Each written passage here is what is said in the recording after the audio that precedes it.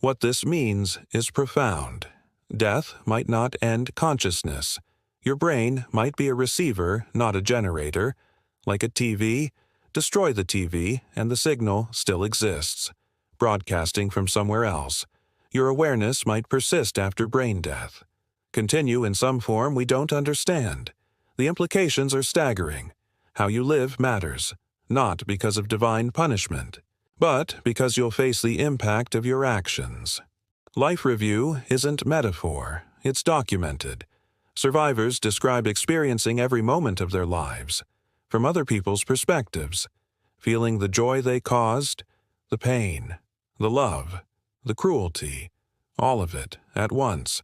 No hiding, no excusing, just truth. Pam Reynolds came back changed. Love is what matters. Only love.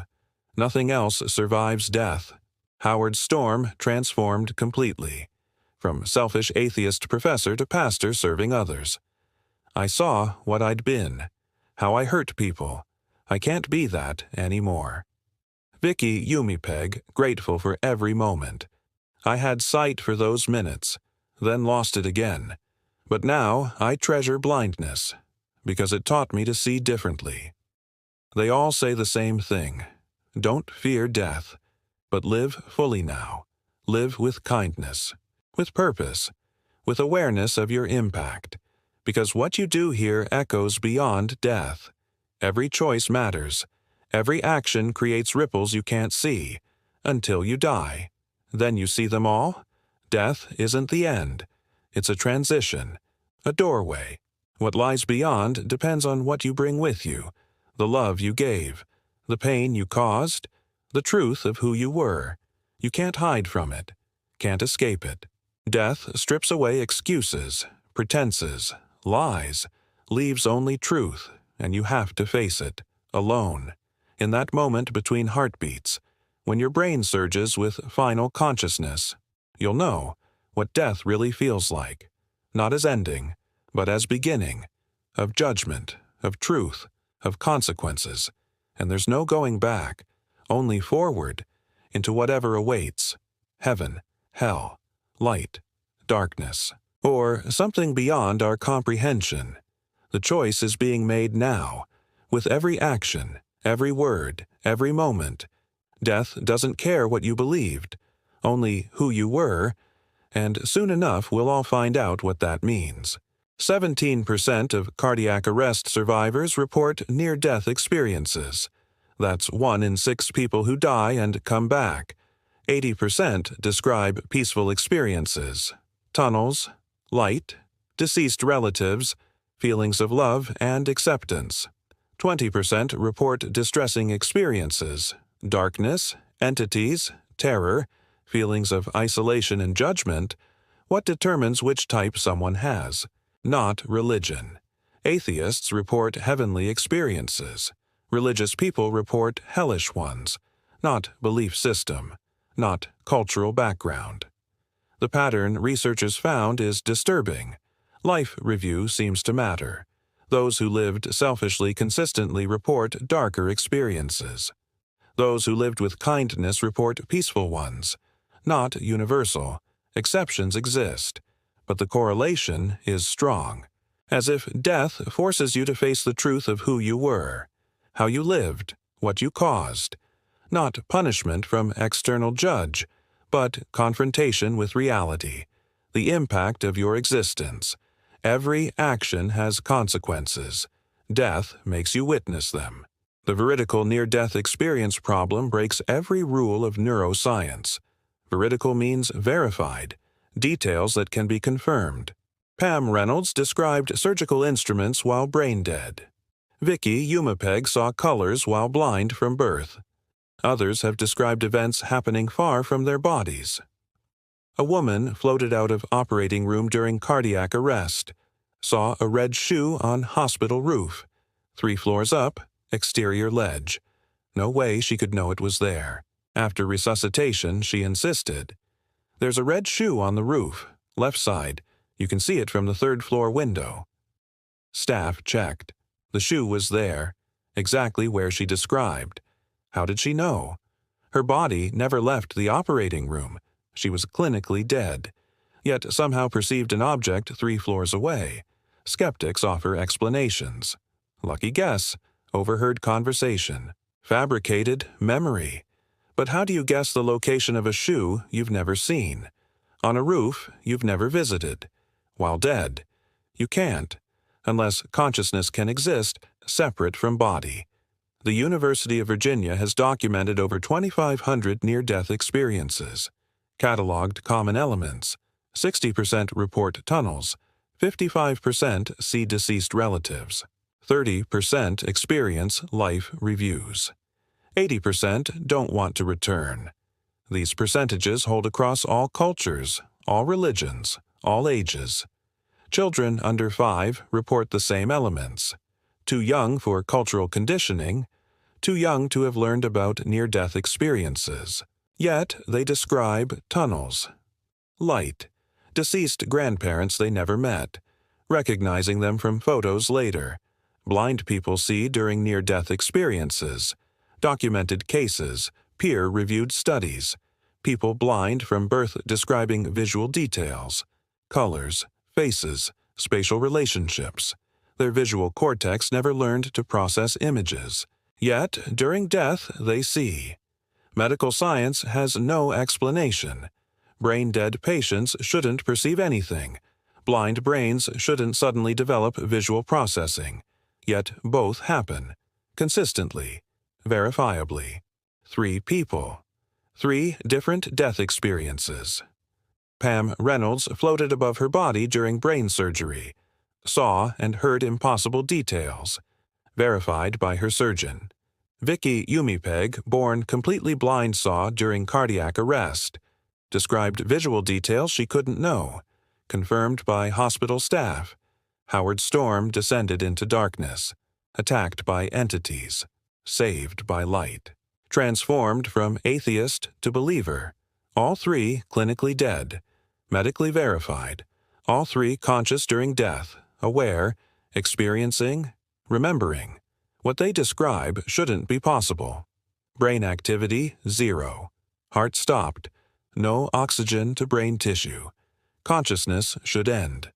But it didn't. They were more aware dead than alive. More conscious. More present.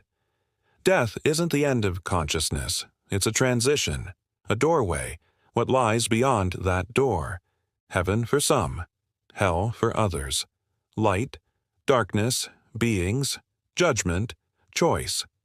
In the next part, we'll explore the science behind these experiences, why they happen, what brain research reveals, and what it means for consciousness after death. Because if Pam and Vicki and Howard are telling the truth, and the evidence suggests they are, everything we believe about death is wrong. Your brain doesn't shut off when you die. It explodes. 30 seconds before death, something impossible happens. Brain activity surges, higher than when you're awake, higher than when you're dreaming, higher than any normal state of consciousness. University of Michigan recorded it. Monitored dying rats. The moment before death, their brains lit up like fireworks. Every region active simultaneously. Gamma waves spiking to levels never seen in living subjects. Dr. Jimo Borjigan led the study. We expected brain activity to decline. It didn't. It intensified. The dying brain is more conscious than the living brain. This explains why near-death experiences feel more real than reality. Why people remember deaths more vividly than any life memory. Because their brains were operating at peak capacity. Hyperconscious. Processing reality without filters, without limitations. For those brief moments before shutdown, they experienced consciousness at maximum intensity. Dr. Sam Parnia spent 20 years studying what happens after cardiac arrest, interviewed thousands of survivors, measured brain activity, monitored oxygen levels. His findings challenge everything medical science teaches. Consciousness doesn't end when the heart stops, it continues. We can measure it. Brain activity persists for minutes after clinical death, sometimes longer. He describes a case. A man resuscitated after 20 minutes. No heartbeat, no breathing, clinically dead. When he woke, he described the entire resuscitation. Every word spoken, every procedure performed. Medical staff confirmed his account. But here's the problem. His brain monitor was flatlined. EEG showing zero activity. No consciousness should be possible. Yet he was aware, observing, remembering. Parnia studied hundreds of similar cases. The pattern is consistent. Consciousness persists after measurable brain death. Somehow, impossibly. Awareness continues when it shouldn't. Howard Storm had been an atheist his entire life. Didn't believe in God, didn't believe in afterlife, certainly didn't believe in hell. But he was there, being attacked by entities. Dragged into darkness, they tore at him, fed on his fear, his despair. The more he resisted, the more they hurt him. Time lost meaning. Minutes, hours, years, he couldn't tell. Just endless terror, endless pain. He thought this would be his existence forever. Trapped, tortured, alone. In absolute despair, he did something he'd never done. He prayed, or tried to. He didn't know how, didn't know any prayers. But he cried out, "God, if you're real, please help me." The effect was instant. Light, brilliant, blinding light. The entities shrieked, released him, fled into darkness. Couldn't approach the light. Howard collapsed, or what felt like collapsing without a body. The light surrounded him, warm, loving. A figure in the light. Howard couldn't see details. Too bright, but he felt the presence. Knew somehow this was Jesus. Despite being atheist, despite never believing, he knew. The figure radiated love, acceptance, forgiveness. Everything Howard wasn't, everything he'd rejected his entire life. The figure showed him things, his life. Every moment, every choice, every word, every action. How his selfishness hurt people. How his cruelty damaged souls. His pride. His arrogance. His complete focus on himself. Howard saw it all. Felt the pain he'd caused others. Not as punishment, just truth. Reality he'd refused to see while alive. He wept. Broken. Ashamed. The figure asked him, "Do you want to return?" Howard didn't understand. "Return where?" "To your life. You can go back, or you can stay." Howard looked at the darkness behind him, then at the light. He knew if he stayed he'd have to face what he'd become, face the consequences of his choices. But if he returned, he could change, could live differently. "I want to go back. Please, I'll change, I'll be better." The figure nodded. "Then return, and remember what you've seen." Howard felt himself falling, back through darkness, back toward his body, back toward life. He woke in a hospital. Surgery had been successful, perforated intestine repaired. Doctors said he'd been lucky. A few more hours, and he would have died.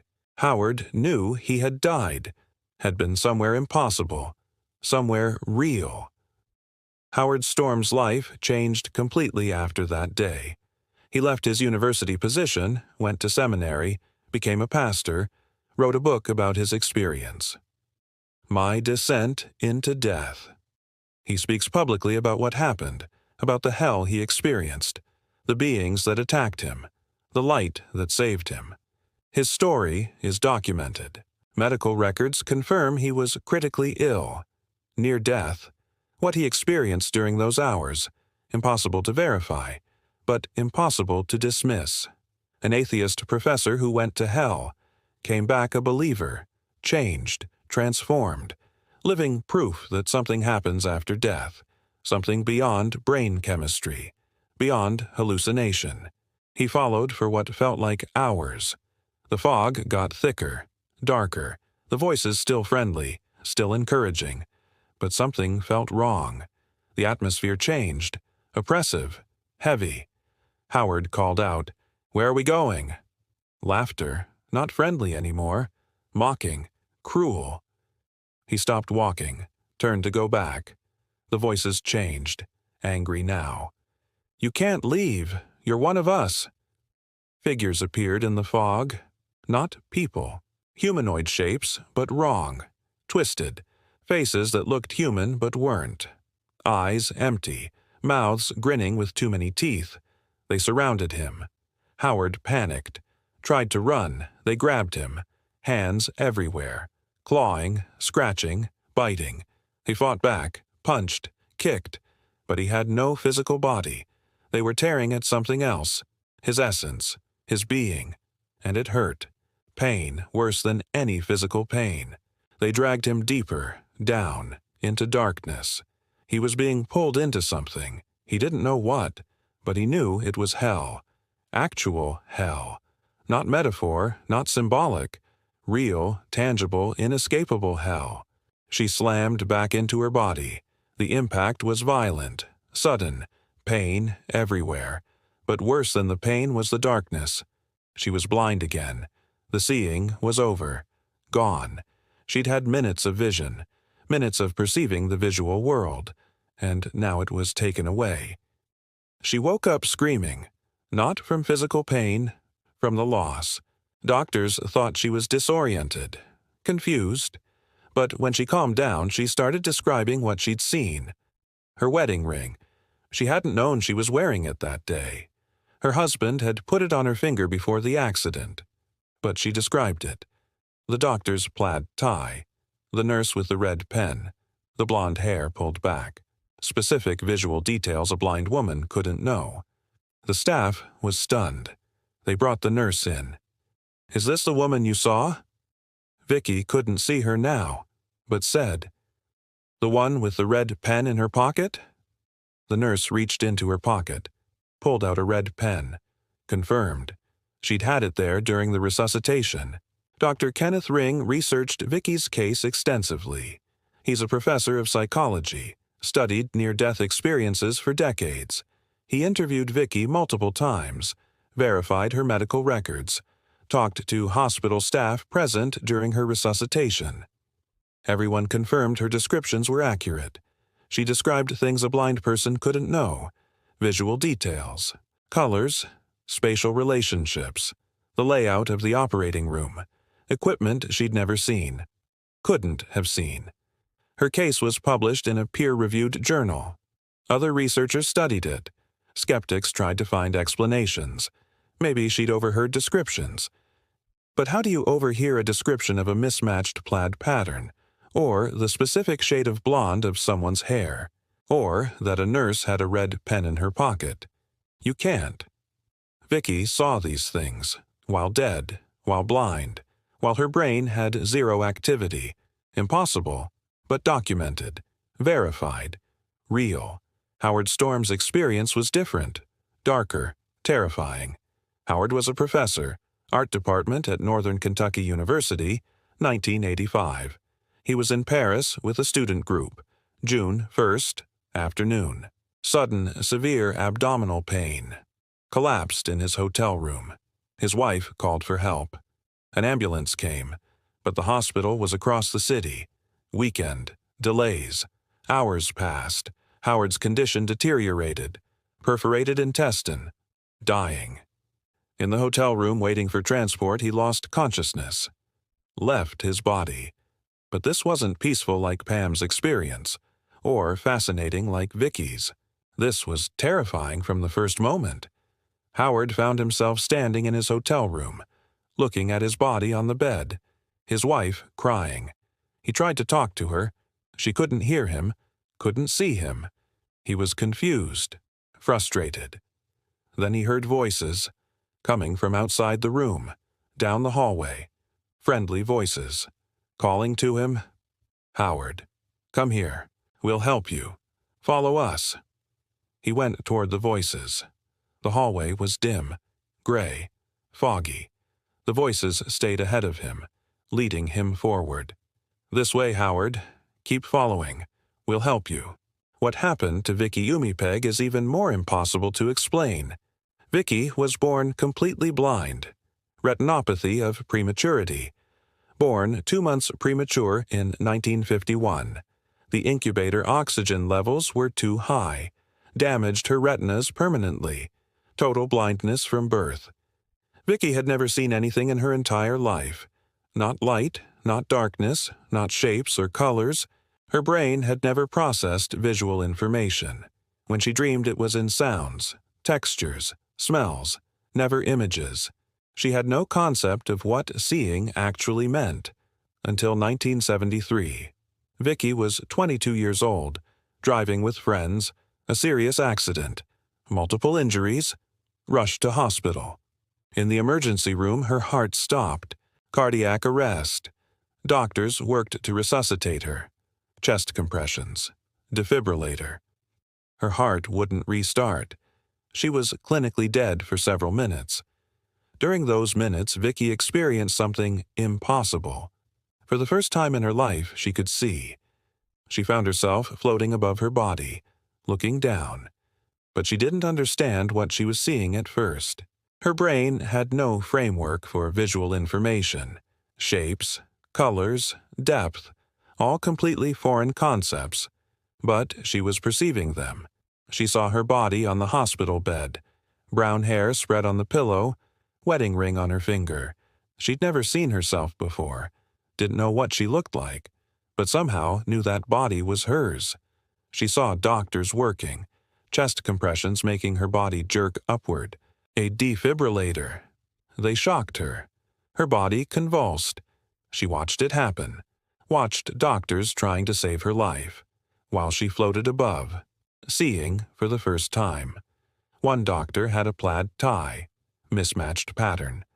She noticed details she couldn't name but somehow perceived. A nurse with blonde hair pulled back, a red pen in her pocket. Vicki saw these things. Impossible things.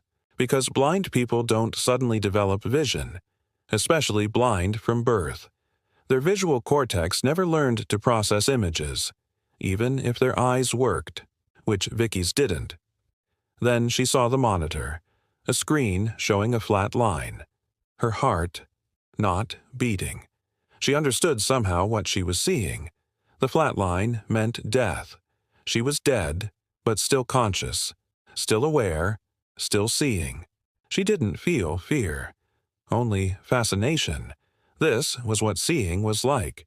This was what sighted people experienced constantly. Colors, shapes, depth, movement, all happening simultaneously. Overwhelming but beautiful. Then she felt movement, being pulled away from the operating room. A tunnel. She could see it.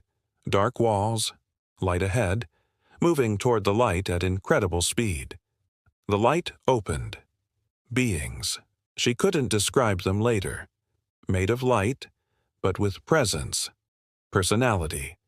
She recognized some. Deceased relatives. A teacher who had died years ago. They communicated without speaking, showed her things, her life, choices, moments of kindness and cruelty. Not judging, just showing. Then they said the same thing Pam's grandmother had said. You need to go back. It's not your time yet. Vicki begged to stay, to keep seeing, to experience this visual world she'd never known existed. But they were firm. You have more to do. Then she felt herself being pulled back, through the tunnel, back toward that hospital room, back toward her body, back toward blindness. Death isn't what you think. People who've experienced it describe something impossible to explain. Not speculation, not theory. Documented cases with medical verification. 3 people died, clinically dead. No heartbeat, no brain activity. Medically confirmed. But they were conscious, aware, experiencing, and what they saw changes everything we believe about the end. Today, you'll hear what death really feels like from those who crossed over and came back. I want to share the case of Pam Reynolds, 1991, Atlanta, Georgia. Pam was 35 years old, a musician, living a normal life until the headaches started. Severe, debilitating. Tests revealed a massive brain aneurysm, deep in her brainstem, inoperable by conventional means. Her only chance was a radical procedure called hypothermic cardiac arrest. Her body would be cooled to 60 degrees Fahrenheit. Her heart stopped. Blood drained from her brain. Clinically dead. The aneurysm could then be removed safely. The procedure was scheduled. Pam was terrified but had no choice. On the morning of the surgery, she was taken to the operating room. Anesthesia administered. Consciousness should have ended there, but it didn't.